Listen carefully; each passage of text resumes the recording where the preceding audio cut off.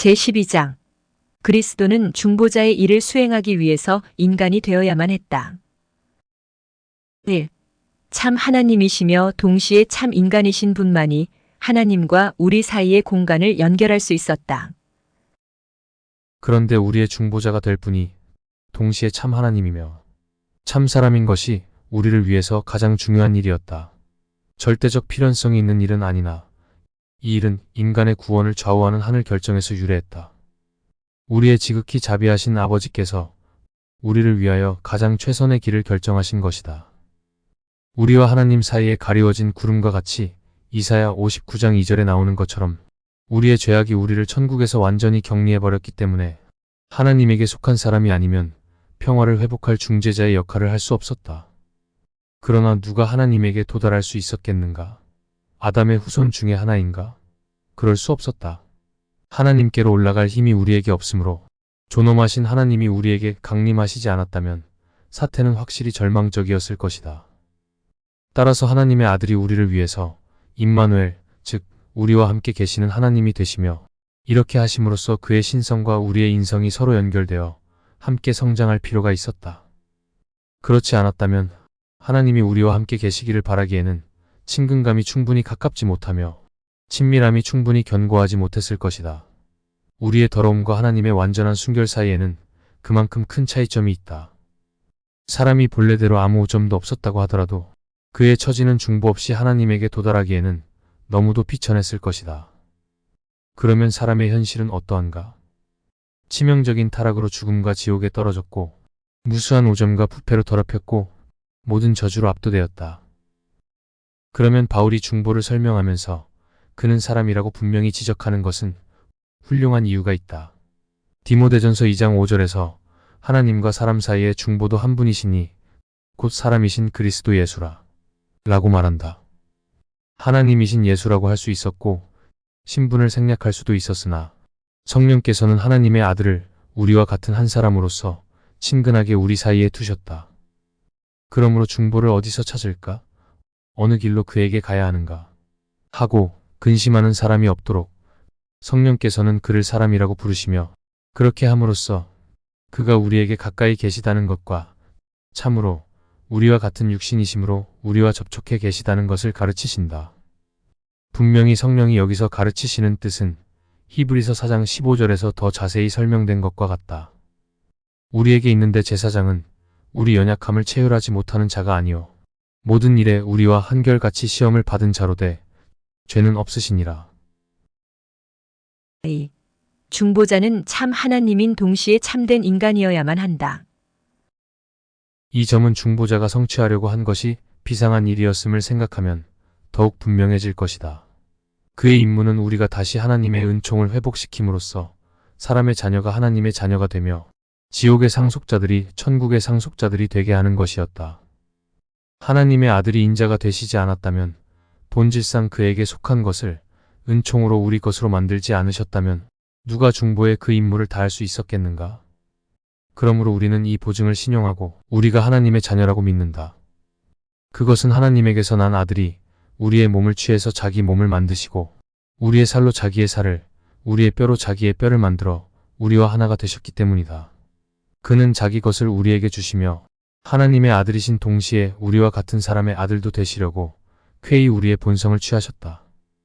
그래서 요한복음 20장 17절에서 내가 내 아버지 곧 너희 아버지, 내 하나님, 곧 너희 하나님께로 올라간다고 말씀하시면서 저 거룩한 형제 관계를 친히 칭찬하신다. 이와 같이 우리는 천국 상속의 확약을 받았다. 천국은 전적으로 하나님의 독생자의 것인데 그가 우리를 자기의 형제로 삼아주셨기 때문이다. 로마서 8장 17절에서 형제면 또한 그와 함께 후사라고 말하기 때문이다. 똑같은 이유로 우리의 구속자가 되실 분은 참 하나님이시며 참 사람이신 것이 필수적이었다. 그의 임무는 죽음을 삼켜버리는 것이었다. 생명이 아니면 누가 이 일을 할 수 있었겠는가? 그의 임무는 죄를 정복하는 것이었다. 의 자체가 아니면 누가 이 일을 할 수 있었겠는가? 그의 임무는 세상과 공중의 권세들을 괴멸시키는 것이었다. 세상과 공중보다 더 높은 권능이 아니면 누가 이 일을 할 수 있었겠는가? 우리의 지극히 자비하신 하나님께서는 우리를 구속하기로 정하셨을 때에 자기의 독생자를 통해 친히 우리의 구속자가 되셨다. 3. 오직 참 하나님이시며 참된 인간이신 분만이 우리 대신해서 순종할 수 있었다. 우리가 하나님과 화해하기 위해 두 번째로 요구되는 조건이 있었다. 즉, 불복종으로 멸망한 사람을 바로 고쳐서 불복종을 순종으로 하나님의 심판대로 이행하며 죄에 대한 형벌을 받는 것이었다. 따라서 우리 주께서는 참사람으로 나타나시며 아담의 몸과 이름을 취하셔서 아담 대신에 아버지께 순종하며 하나님의 의로운 심판대로 이행하는 값으로서 우리의 육신을 바치시며 같은 육신으로 우리가 받을 벌을 받으셨다. 간단히 말하면 하나님만으로서는 죽음을 느낄 수 없으며 인간만으로서는 죽음을 정복할 수 없겠으므로 인성과 신성을 결합하셔서 죄를 대속하는 데는 약한 인성을 죽음에 내어주고 다른 본성의 권능으로 죽음과 싸워 우리를 위해서 승리를 얻으려고 하셨다. 이 밖에 대망했던 구속자는 하나님이 율법서와 예언서에서 약속하신 분, 즉 다윗의 후손이어야 했다. 이 일은 경건자들에게 혜택을 더한다. 그가 다윗과 아브라함의 후손이셨기 때문에 그들은 그가 무수한 신탁이 환영한 그 기름 부음을 받은 분임을 더욱 확신한다. 우리와 그리스도가 본성이 같다는 것이 우리가 하나님의 아들과 교제한다는 보증이며 우리의 육신을 입으신 그가 죽음과 죄를 모두 정복하셔서 그 승리와 개선이 우리의 것이 되게 하셨다는 것이다. 그는 우리에게서 받은 육신을 제물로 바치셔서 그 대속 행위로 우리의 죄를 씻어버리시며 하나님의 의로우신 진노를 진정시키셨다. 4. 그리스도의 성육신의 유일한 목적은 우리의 구원이다. 이런 문제들을 주의 깊게 연구할 때에 필요한 근면하고 주도면밀한 태도를 가진 사람이라면 경박한 자나 신기한 것을 추구하는 자를 매혹하는 허망한 사변을 쉽게 버릴 것이다. 이런 사변의 예를 들면 인류를 구속할 필요가 없었다 하더라도 그리스도는 역시 인간이 됐을 것이라는 것이다. 그러나 모든 성경이 그는 우리의 구속자가 되려고 육신을 입으셨다고 선포하므로 다른 이유나 다른 목적을 상상하는 것은 경솔한 짓이다. 무슨 까닭에 처음부터 그리스도가 약속되었는가를 우리는 잘 안다. 타락한 세계를 재건하며 멸망한 인류를 구원하려는 것이었다. 그러므로 율법 아래에서 희생 제물로 그리스도의 형상이 표현되었으며 신자들의 죄가 대속되고 하나님이 그들과 화해하신 후에 그들에게 은총을 베푸시리라는 희망을 주려고 했다.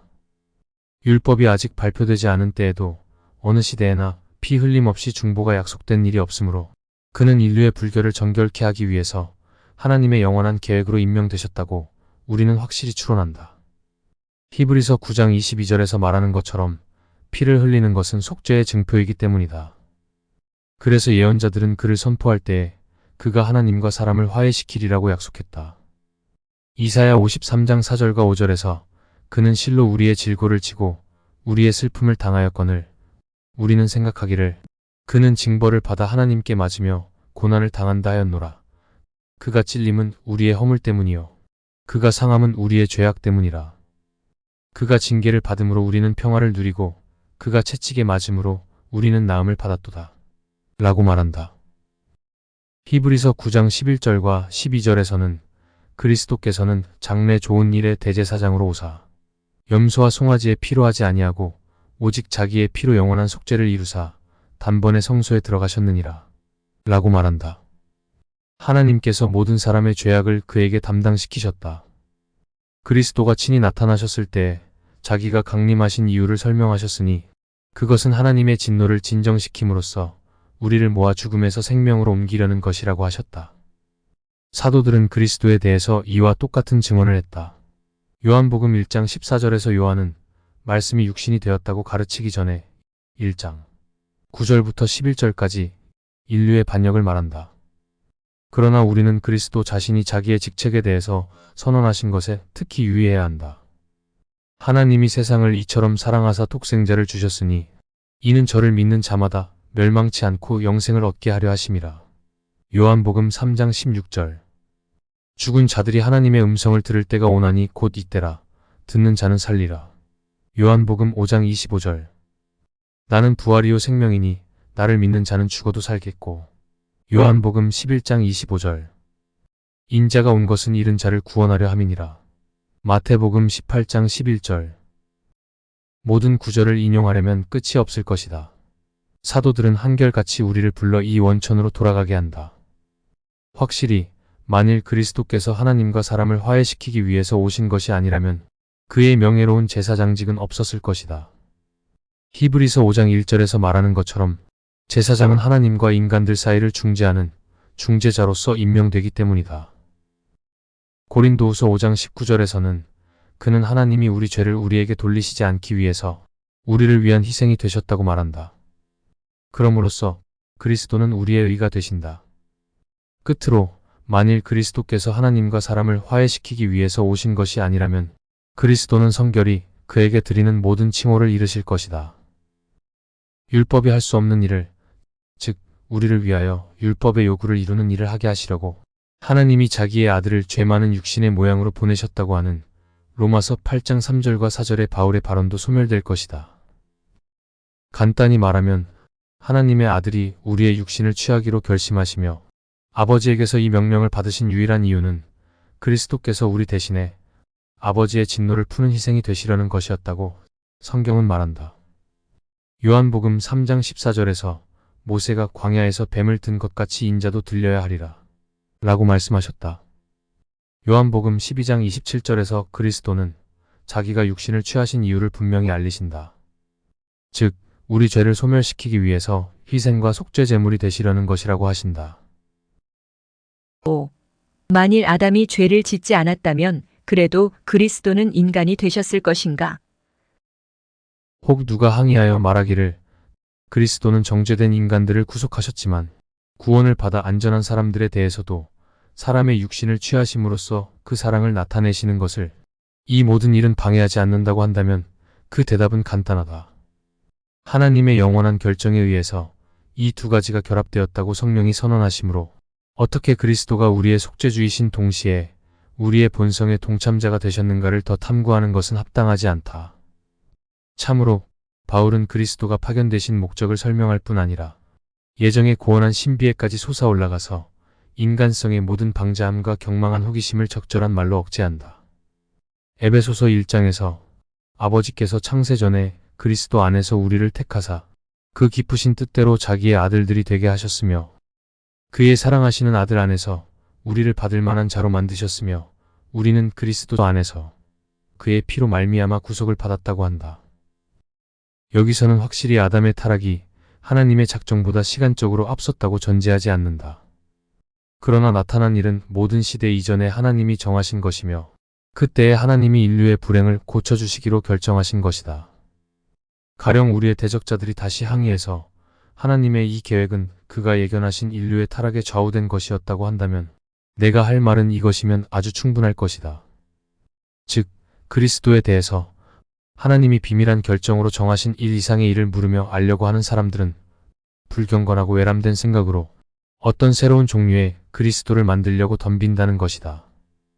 또 바울은 그리스도의 진정한 직책을 논한 다음에 에베소서 3장에서 에베소 신자들이 깨닫게 하는 영을 받아 그 넓이와 길이와 높이와 깊이가 어떠함을, 즉 모든 지식에 넘치는 그리스도의 사랑을 깨닫게 되기를 원한다고 올바른 기도를 드린다. 그는 마치 우리 마음의 주위에 계획적으로 울타리를 치고 그리스도가 화제에 오를 때마다 우리는 화해의 은총에서 조금이라도 떠나서는 안 된다고 하는 것과 같다. 그러므로 디모데전서 1장 15절에 미쁘다이 말이여 그리스도 예수께서 죄인을 구원하시려 임하셨다라는 바울의 증언에 따라 나는 기꺼이 이 일에 찬성한다.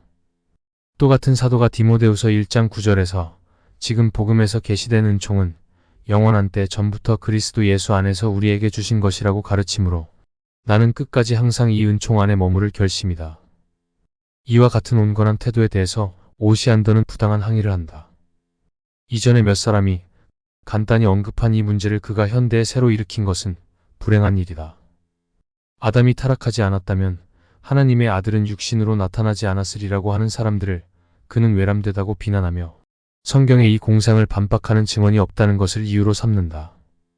바울은 이런 토착된 호기심에 굴레를 씌우지 않았던가. 그는 그리스도를 통해서 얻는 구속에 대해서 말한 후에 디도서 3장 9절에서 곧 우리에게 명령하기를 어리석은 변론을 피하라고 한다. 참고 광목 주석 아버지께서 창세전에 그리스도 안에서 우리를 택하사 그 기쁘신 뜻대로 자기의 아들들이 되게 하셨으며 그의 사랑하시는 아들 안에서 우리를 받을 만한 자로 만드셨으며 우리는 그리스도 안에서 그의 피로 말미암아 구속을 받았다고 한다. 칼빈은 위에 에베소서 1장 4절부터 7절까지의 구절을 다음과 같이 해석한다. 여기서는 확실히 아담의 타락이 하나님의 작정보다 시간적으로 앞섰다고 전제하지 않는다. 그러나 나타난 일은 모든 시대 이전에 하나님이 정하신 것이며 그때에 하나님이 인류의 불행을 고쳐주시기로 결정하신 것이다. 아담의 타락이 하나님의 작정보다 시간적으로 앞서지 않는다고 말하는 것은 아담의 타락 이후에 하나님의 작정이 있었던 것이 아니라 하나님의 작정이 아담의 타락보다 먼저 있었다는 것이다. 칼빈은 여기서 사람이 나기 전부터, 아니 그보다 먼저 창세 전부터 구원받을 자와 받지 못할 자로 하나님이 나누었다는 이중 예정론에 대해서 말하고 있다. 위의 예정을 말하는 에베소서 1장의 구절을 해석하는 세 가지 입장이 있다. 먼저 위와 같은 칼빈의 입장을 절대의 정론 혹은 이중의 정론이라고 부른다. 이중의 정론은 구원의 여부는 인간의 선택이나 의지가 전혀 개입될 수 없다는 견해이다. 창세 전에 하나님께서 선택받을 자와 유기될 자를 정하셨다고 본다. 반면에 웨슬리의 입장은 예지의 정론이라 불리는데 하나님이 제시한 복음을 인간이 자신의 의지로 선택할 수 있도록 하나님께서 허락해 놓으셨다고 하는 주장이다. 이 경우 선택이 하나님께 있는 것이 아니라 인간에게 있다고 본다. 복음을 제시했을 때 믿을 자들이 누군지 믿지 않을 자들이 누군지를 미리 아시고 그것을 근거로 예정하셨다는 견해이다. 즉 인간의 의지가 개입된 예정론이라고 할 수 있다. 제3의 견해로는 조건 예정론이 있다. 절대 예정론이나 예지 예정론이 구원될 사람을 예정한다는 점에 초점이 맞춰져 있다면 조건 예정론은 에베소서 1장이 구원될 자를 예정하신 것이 아니라 구원 방법을 예정해 놓으신 것이라고 해석한다. 즉 창세 전부터 예수 그리스도 안에서 구원하시기로 예정하셨고 그것은 하나님의 의라고 보는 견해이다. 칼빈은 예정론을 기독교 강요 3권 21장에서 본격적으로 다룬다. 6. 하나님의 모습에 대한 오시안더의 주장. 그러나 오시안더가 자랑하는 원칙은 전혀 보잘것없는 너절한 것이다. 사람은 장차 오실 메시아의 본을 따라 지음을 받았기 때문에 하나님의 형상으로 창조된 것이며 아버지께서 육신을 입히기로 이미 결정하신 이와 사람을 갖게 하려고 하신 것이라고 한다. 여기서 출발해서 그는 추론하기를 아담이 시초의 올바른 상태에서 결코 타락하지 않았다고 하더라도 그리스도는 역시 사람이 되셨을 것이라고 한다. 건전한 판단력을 가진 사람은 모두 이것이 얼마나 너절한 편견인가를 자연히 이해한다. 또 오시안더는 하나님의 형상이 무엇인지를 자기가 처음으로 알아냈노라고 생각한다. 아담을 장식한 비상한 재질에서 하나님의 영광이 빛났을 뿐 아니라 하나님이 본질적으로 그의 안에 거하신 것이라고 한다. 아담이 하나님의 형상을 가졌다는 것을 나는 인정한다. 그러나 모든 다른 생물보다 뛰어난 우수성의 표지들을 하나님이 아담에게 주신 점에서만 이 형상을 찾아야 된다고 나는 주장한다. 아담에게 새겨진 우수성은 모두 그가 독생자를 통해서 창조주의 영광에 접근했다는 사실에서 왔다. 그래서 사람은 하나님의 형상대로 창조되었고 하나님은 아담에게서 마치 거울에 비치듯이 창조주 자신의 영광이 보이기를 원하셨다. 아담은 독생자의 덕택으로 이렇게 높은 영예에까지 승진되었다. 그러나 나는 첨가한다. 아들 자신은 천사들과 사람들의 공통한 머리였다고. 이와 같이 아담에게 부여된 존엄성은 천사들도 가졌다. 시편 82편 6절에서 천사들이 하나님의 아들들이라고 불리우는 것을 들으면서 그들이 그 아버지와 같은 어떤 성질을 받았다는 것을 부정하는 것은 합당하지 않을 것이다. 그러나 아버지의 영광이 천사와 사람에게서 나타나며 그 두 본성에서 나타나는 것을 아버지께서 원하셨다면 오시안더가 천사들에게는 그리스도의 형상이 없었으므로 사람보다 지위가 낮았다고 하는 것은 무지에서 짓거리는 말이다. 요컨대 마태복음 22장 30절의 말씀대로 우리가 그리스도를 믿으면 하늘에 영접될 때에 천사들의 형태를 취할 것이며 이것이 우리의 궁극적 행복이 될 것이다. 그러나 만일 하나님의 형상의 처음 모형은 사람인 그리스도에게 있었다는 오시안더의 추론을 허락한다면 누구든지 같은 이유로 하나님의 형상이 천사들에게도 있었으므로 그리스도는 천사의 본성을 취하지 않을 수 없었다고 주장할 수 있다. 7. 오시안더에 대한 요점 하나하나에 대한 논박. 결과적으로 하나님의 마음에 아들의 성육신에 대한 확고부동한 결정이 없었다면 하나님은 거짓말쟁이로 인정될 수 있다는 오시안더의 걱정은 아무런 이유가 없다. 아담이 끝까지 순전한 상태로 타락하지 않았다면 그는 천사들과 함께 하나님과 같았을 것이요. 하나님의 아들이 인간이나 천사가 될 필요가 없었을 것이기 때문이다. 그의 다른 걱정도 근거가 없는 어리석은 것이다. 인간을 창조하시기 전에 하나님의 요지부동한 계획에 따라 그리스도가 속죄주로서가 아니라 처음 사람으로서 태어나시기로 되지 않았다면 그는 그의 특권적 지위에서 떨어졌으리라고 한다. 히브리서 4장 15절에서 그리스도는 죄를 제하고는 모든 점에서 우리와 같이 되셨다고 성경이 분명히 가르치는데 오시안더는 무슨 까닭에 이 일이 무서워 떠는 것인가? 누가복음 3장 38절에서 서슴지 않고 그리스도를 아담의 후손이라고 인정한다. 또 아담의 후손들을 그리스도가 멸망에서 구출하도록 그의 인간 상태가 결정되어 있는 것이 아니라면 바울이 고린도전서 15장 47절에서 그리스도를 둘째 아담이라고 부르는 그 이유를 나는 알고 싶다. 그리스도가 창조 이전에 오셨다면 그는 첫째 아담이라고 해야 할 것이다. 사람인 그리스도는 하나님의 마음에 미리 알려져 있었기 때문에 그를 모형으로 삼아 인류가 창조된 것이라고 오시안더는 분별 없이 선언한다.